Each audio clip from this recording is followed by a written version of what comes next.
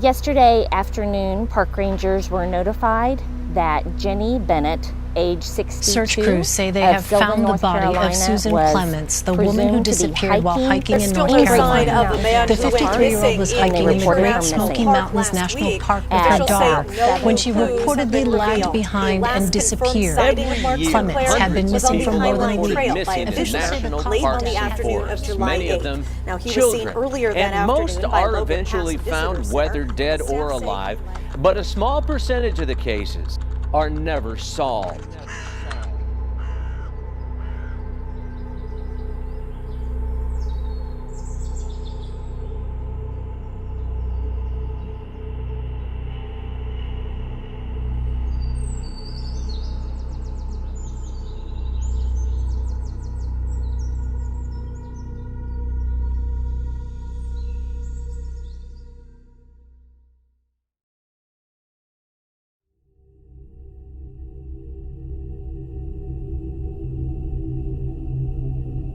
There is something scary and at the same time intriguing going deep into the thick forests and exploring the beautiful nature mixed with the wildlife surrounding us. National forests have always been an attraction for people around the globe.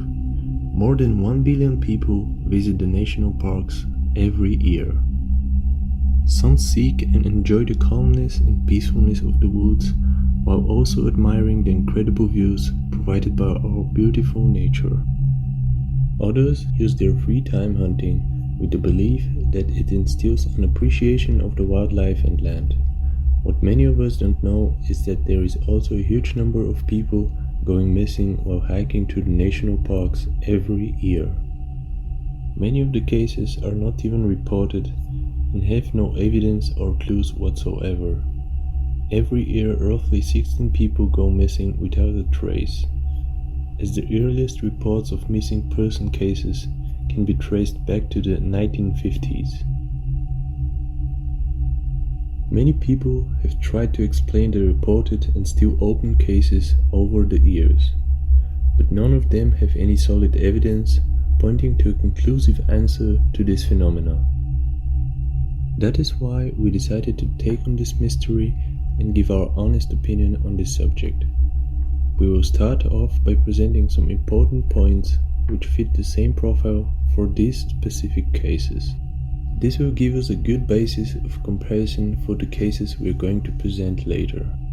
After that, we will look into the cases and take into account all the information, then form an answer that can hopefully clarify somehow the unexplained events in the national parks.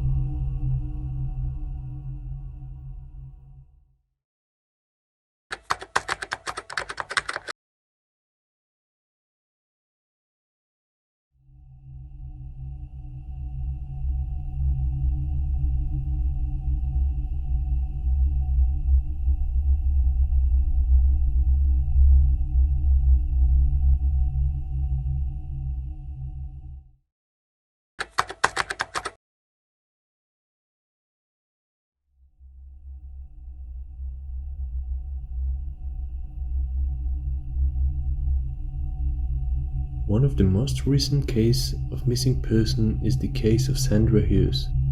Sandra was 54, working as an accountant, her first degree as wilderness survival, which makes the case even more bizarre.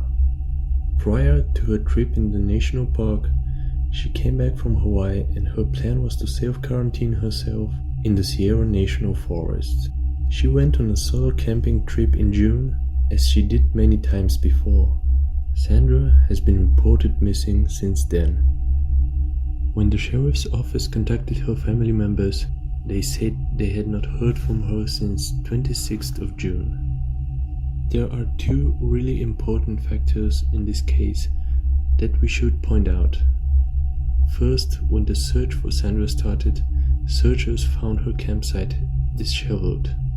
According to her family, she was a very organized person, and this was way out of her character as she had experience in hiking. It was originally believed that she went from the campsite in her car, but later search teams found the car slow-rolled into a tree. 2.5 miles from where the car was found, In a place called Spotted Lakes, inside the Yosemite National Park, they found a sleeping bag which indicates that she crossed to the Yosemite after the car accident. She was last seen on 4th of July. There were even reports of people seeing her walking barefoot and with a bruise on her head. The people that saw her even offered help, but she repeatedly refused. What is really strange according to the condition she was in.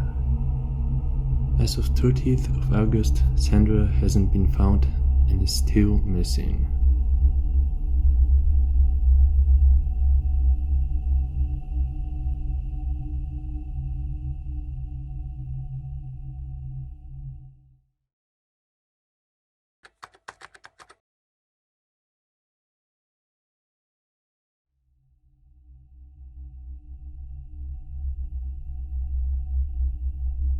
Another case that intrigued us a lot was the case of Jared Attidaro from October 2nd, 1999. 20 years ago, Alan Attidaro experienced a parent's worst fear when his 30-year-old son, Jared, went missing while hiking with a group on the Big South Trail in the Roosevelt National Forest. Alan, the father of Jared, was a member of the religious group that took Jared to an early afternoon hike up the Big South Trail 15 miles west of where they were staying. It is believed that the group split into faster and slower groups on the 11-mile trail that eventually crosses into the Rocky Mountain National Park. About 1.5 miles up the trail, Jared ran ahead of the group and talked to two fishermen, who didn't think much about Jared being alone, since they told investigators they saw a group about 50 to 80 feet down the trail, according to the report. Little did they know that this will be the last documented sighting of Jared. This set off one of the largest search and rescue missions in Colorado. For 6 days, the search and rescue teams searched for clues or at least some evidence pointing to the whereabouts of the kid. More than 200 trained searchers, a dozen dog teams, professional trackers, a dive team and a plane searched for Jared without finding any solid clues. On October 8, 1999, the search was called off due to the lack of clues and progress. Then, 4 years later, on June 4th, 2003, two hikers from Fort Collins stumbled upon what the search and rescue teams couldn't: the remains of Jared Attidaro. They came upon sneakers and clothing, which was later confirmed by Alan Attidaro, the father of Jared, that these were in fact Jared's. 11 days later, just before Father's Day, searchers found a teeth and a skull cap. DNA tests revealed little about what killed Jared. His death certificate indicates the manner of death as undetermined, probable mountain lion attack.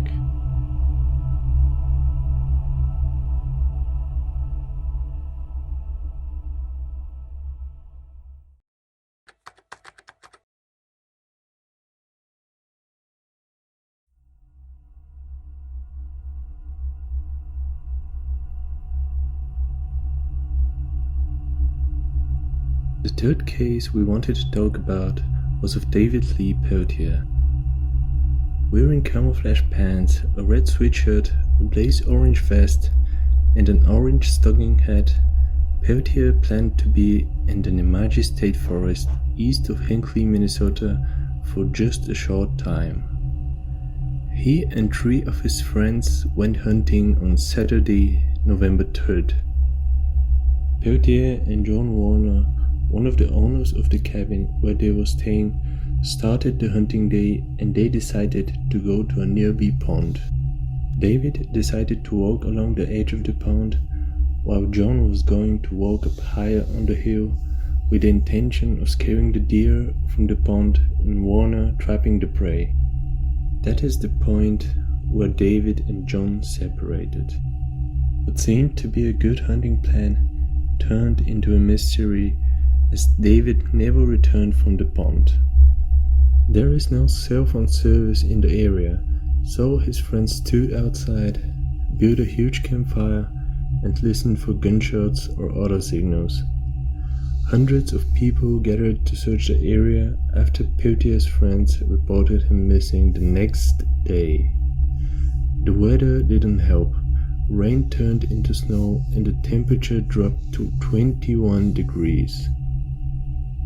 The wet and treacherous terrain made the search extremely difficult. Cell phone records show that Peltier made 3 phone calls at 1:40 p.m. to his fellow hunters, but his phone didn't die until 5:30 a.m. the next morning. If he had gone into the water on Saturday, his phone would have died well before then because the phone would have been damaged.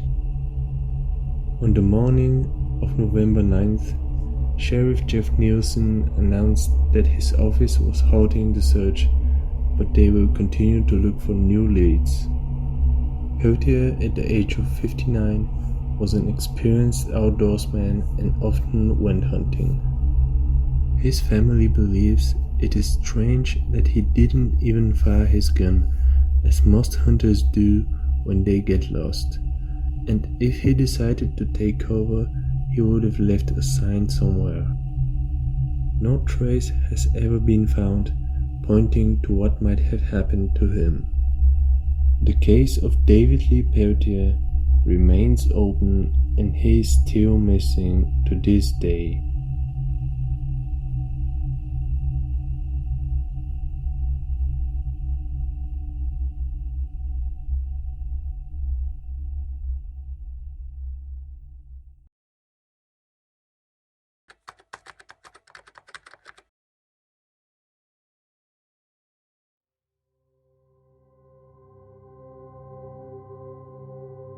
Although the 3 cases seem to have no connection at all, we want to point out the little things that connect this type of cases. The disappearances in the second and the third case is believed to happen after the point of separation, which in both cases happens near a body of water, what is also pretty common for all of the unsolved missing cases, which leads us to the first profile point. No footprints or any tracks whatsoever were reported for the cases we presented, which also connects them to the 9th profile point. The aftermath of Jared's case is also connected to the 4th and 5th profile point, which makes us believe that this case differs a lot from a case of someone who is lost in the woods. These 3 disappearances and a lot of others show that there is rarely a possibility of a person disappearing if he is with a group. Of course, there are always rare examples that oppose this theory. There are also quite a few people going missing while in a group, but that due to the fact that they either fall behind or go a separated way. Unintentionally or not, we might never know. Despite evidence that is presented by the investigators, skeptics claim that the allegedly unusual disappearances represent nothing unusual at all, and are instead best explained by non-mysterious causes such as falling, sudden health crisis, drowning, bear or other animal attacks, environmental exposure, or even getting lost are the most common given causes. Each case we presented can be explained by some animal attack or just another unfortunate accident in the woods. Yet there is evidence in all 3 of them pointing to the unknown, mysterious or even paranormal. After all, we do not really believe that each of the 1600 missing 411 cases can be explained as natural causes.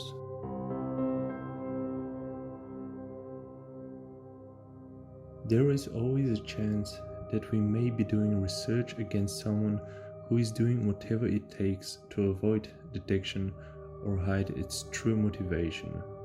Nothing should be taken as an absolute truth, as the potential for can be feeding every source with false information. Most of the cases have no clues or leads. People seem to just vanish into thin air without a trace. It is really hard to say what might have happened out there in the deep forests. When we consider the fact that most of the forests are not even explored, anyone or anything might be out there. We believe that getting as many people know and think about this is really important, because the more people know and are aware about this occurrence, the more likely it is to prevent future disappearances. We may not get clear answers, but we surely believe that there are investigators in this field who work tirelessly looking for an explanation, and will hopefully find more leads to what is actually going on into the national parks. Of course, there are plenty of skeptics about the paranormal theories of these disappearances, but whether you believe them or not, it certainly goes to say that the unsolved cases in the national parks are enough to make you think twice before packing your bags for the next trip. As we close yet another mystery unsolved, we will let you decide what is the real cause behind all of the disappearances.